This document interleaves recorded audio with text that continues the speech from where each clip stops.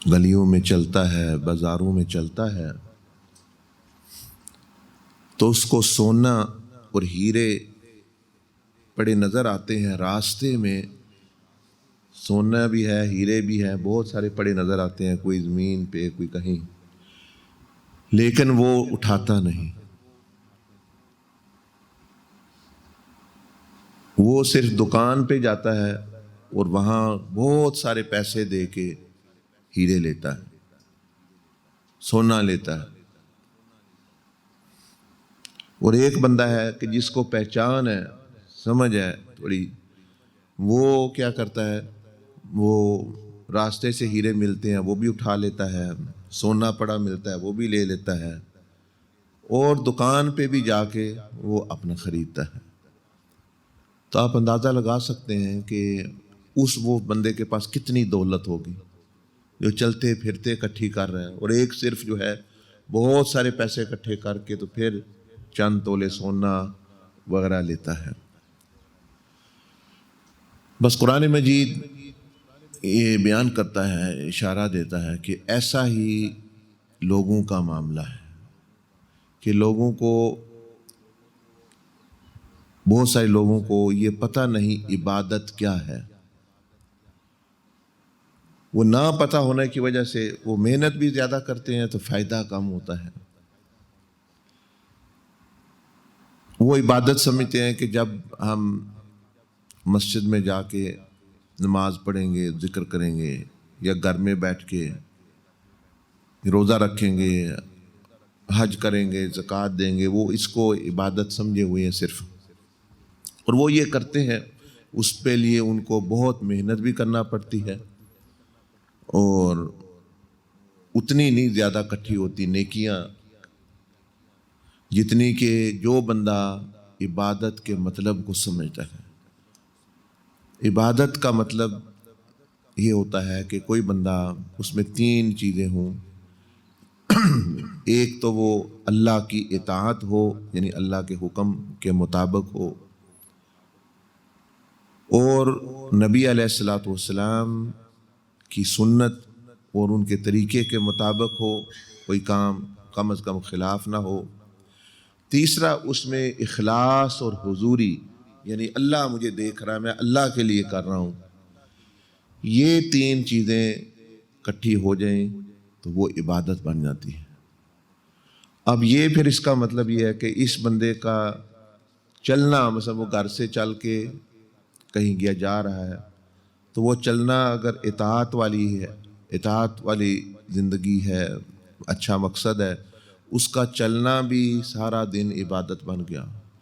اس کا جو ہے کام کرنا بھی عبادت بن گیا، اس کا سفر کرنا بھی عبادت ہے، وہ کاروبار کرتا ہے وہ بھی عبادت ہے، دکان پہ ہے وہ بھی عبادت ہے،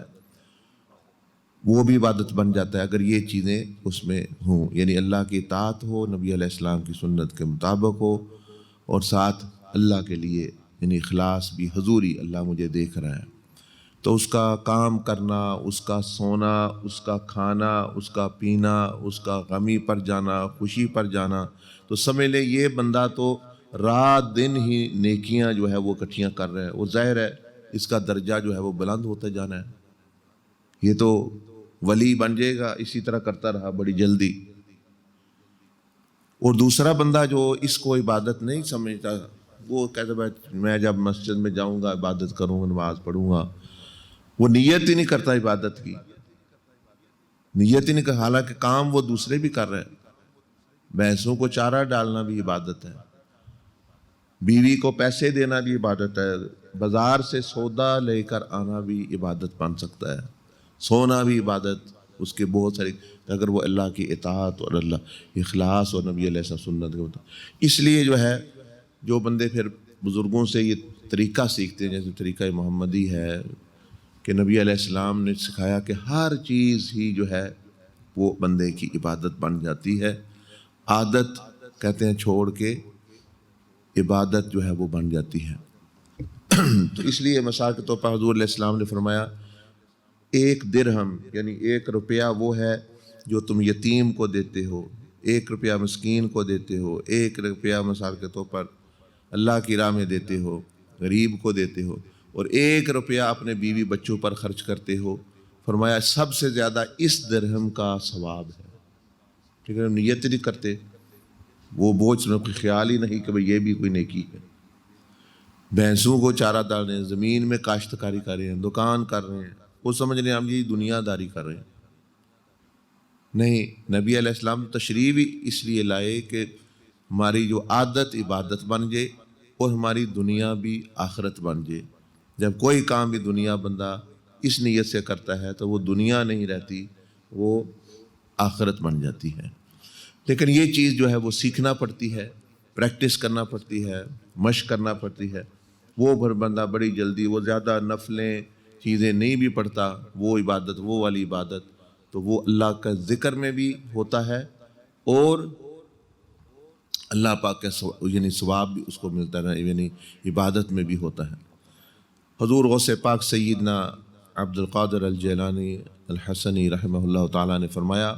من اطاع اللہ فقد ذکر، جس نے اللہ کی اطاعت کی، کھانے میں، پینے میں، کاروبار میں، کہیں بھی وہ ہے، فقد ذکر، وہ اصل میں اللہ کے ذکر میں ہے، اسی نے اللہ کو یاد رکھا۔ ولو،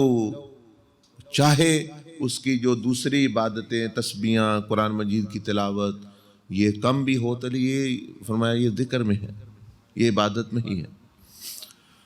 وَمَنْ عَصَى اللَّهَ فَقَدْ نَسِيَ، اور جس نے اللہ کی نافرمانی کی وہ ہے اصل میں اللہ کو بھولنے والا۔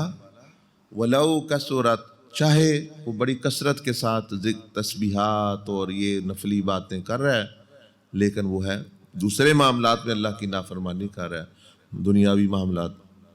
فرمایا یہ اللہ پاک کو بھولا ہوا شخص ہے۔ تو آپ اس کو جو بندہ سمجھ جاتا ہے، جو پریکٹس کرتا ہے، وہ تو دنوں میں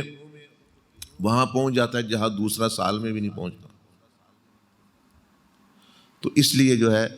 طریقہ سیکھنا چاہیے، پھر پریکٹس کرنی چاہیے، مشق کرنی چاہیے، تو اس کے جو ہے یہ معاملات بھی جتنے بھی ہیں سارے کے سارے عبادت بن سکتے ہیں، عادت سے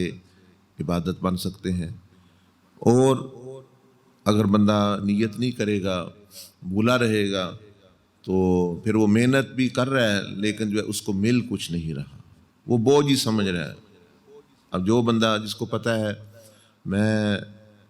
کام کر رہا ہوں تو مجھے ثواب مل رہا ہے، میں اگر یہ نماز میں نے اپنی ادا کر لی ہے، اب جو ہے میں محنت کر رہا ہوں، اللہ کے لیے رزق کما رہا ہوں حلال، تو میں فی سبیل اللہ ہوں، اللہ کی راہ میں ہوں، تو اس کا حوصلہ بڑھتا رہے گا، اس کو تھکاوٹ بھی وہ کم ہوتی دینی، اس کو میں عبادت کروں، میرا ضائع تو نہیں ہو رہا۔ نبی علیہ السلام کے زمانے میں آپ تشریف فرماتے تھے، ایک نوجوان صبح صبح جس طرح مزدور کاروباری حضرات مزدوری کرنے جاتے ہیں تو وہ بڑی جلدی سے چل رہا تھا، اپنے کام پہ جا رہا، تو ایک شخص نے کہا کہ کاش اس شخص کی یہ بھاگ دوڑ اللہ کی راہ میں ہوتی، فی سبیل اللہ ہوتی، جس طرح یہ دنیا کے لیے بھاگ رہا ہے۔ تو حضور علیہ السلام نے اسی وقت جو ہے آپ نے اصلاح فرمائی، یہی یعنی انبیاء علیہ السلام کا کام ہوتا ہے لوگوں کی اصلاح کرنا، اسی طرح مشائخ کا بھی کام ہے، علماء صلحاء کا بھی اصلاح کرنا۔ فرمایا کہ اگر تو یہ بندہ اس لیے جا رہا ہے کمانے کے لیے کہ اس کو کسی سے مانگنا پڑے، دوسروں پر بوجھ نہ بنے، فَهُوَ فِي سَبِيلِ اللَّهِ، تو یہ اللہ ہی کی راہ میں ہے، چاہے وہ گاڑی چلا رہا ہے، چاہے ٹانگا چلا رہا ہے، چاہے گھوڑا میں سفر، چاہے وہ زمین کھود رہا ہے، کوئی بھی شے۔ اور اگر یہ اس لیے جا رہا ہے اپنے بیوی بچوں اور رشتہ داروں کے حقوق پورے کرنے کے لیے، بھئی میں ان پر خرچ کروں گا، اللہ کی راہ میں خرچ کروں گا، بیوی بچوں کو پر خرچ کروں گا، فرمایا فَهُوَ فِي سَبِيلِ اللَّهِ، یہ بھی اللہ کی راہ میں ہے۔ اور فرمایا کہ یہ اس لیے میں کہہ رہا ہوں سیکھنا چاہیے کہ سیکھنا کیا چیز عبادت۔ بہت سارے لوگ جی ہم تو کام کر رہے ہیں، ہمارا بھی کام بھی عبادت ہے، نہیں، ان کا نہیں ہے جب تک وہ شرط پوری نہ کرے۔ فرمایا اگر یہ اس لیے کاروبار کر رہا ہے، اس لیے پیسہ کما رہا ہے، میں دوسروں کو دکھاؤں کہ میرے پاس بھی پیسہ ہے،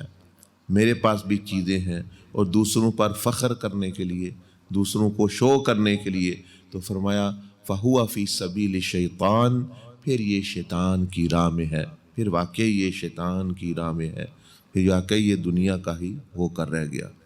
تو اس لیے دیکھیں نبی علیہ السلام بتا دیا طریقہ کہ اس طریقے سے یہ عبادت ہے، اور اس طریقے سے کرو گے تو یہ شیطان کی راہ ہے۔ تو ہمارے لوگ جو ہیں وہ کھچڑی بنائی ہوئی ہے، ہم نے جو کما رہے ہیں وہ اس لیے ہم یہ کپڑا اچھا لیں گے، دوسروں کو دکھائیں گے، زمین لے لیں گے، بندے کہیں گے ہاں بھائی اس کی بڑی زمین ہے، گھر اس کا یعنی لے لیا اس نے، گاڑی لے لی اس نے، یہ کر لیا وہ کر لیا، یعنی کرتے ہی اس لیے ہم رزق کما، وہ پھر سارا شیطانی کی راہ میں اور شیطانی کی، تو وہاں کیا عبادت بنے۔ لیکن وہی طریقہ جو ہے وہ بندہ اختیار کرے، اس میں اخلاص ہو، اللہ کے لیے کر رہا ہو اور حقوق پورے کرنے کے لیے کر رہا ہو، لوگوں کو دکھانے کی بجائے لوگوں میں تقسیم کرنے کے لیے تجارت کر رہا ہو، لوگوں پر شفقت کرنے کے لیے، تو اس کے وہی کام، وہی محنت وہ عبادت بن جاتی ہے۔ اور نبی علیہ السلام نے فرمایا کہ بعض گناہ ایسے ہیں جو نہ نماز سے معاف ہوتے ہیں، نہ روزے سے معاف ہوتے ہیں، یعنی نہ ذکر اذکار سے معاف ہوتے ہیں۔ وہ جب بندہ رزق حلال کی محنت مشقت کرتا ہے، جو اس سے تھکاوٹ ہوتی ہے، اس میں پریشانی، وہ اس وجہ سے بندے کی معاف ہوتے ہیں اور بندے کی زندگی سے نکلتے ہیں۔ تو اس لیے یہ چیز ہے۔ بہرحال موٹی موٹی بات سمجھنے والی یہ ہے کہ ہر اطاعت اللہ کی عبادت ہے، بن سکتی ہے اگر بندہ نیت ٹھیک کے ساتھ کرے۔ جو کام بندہ کر رہا ہے دنیا کا، وہ بھی سب کچھ جو ہے وہ یعنی عبادت، وہ اللہ کو یاد رکھ کے صرف حضوری میں رہے، اطاعت ہو، حضور علیہ السلام کی سنت کے خلاف نہ ہو، تو بس یہ۔ اللہ پاک مجھے بھی آپ کو توفیق عطا فرمائے۔ جزاکم اللہ حسن الجزا۔ اگر سمجھ نہیں آئی یا کوئی بات مزید آپ نے پوچھنی ہے، وضاحت چاہیے، تو ضرور فرما دیجیے۔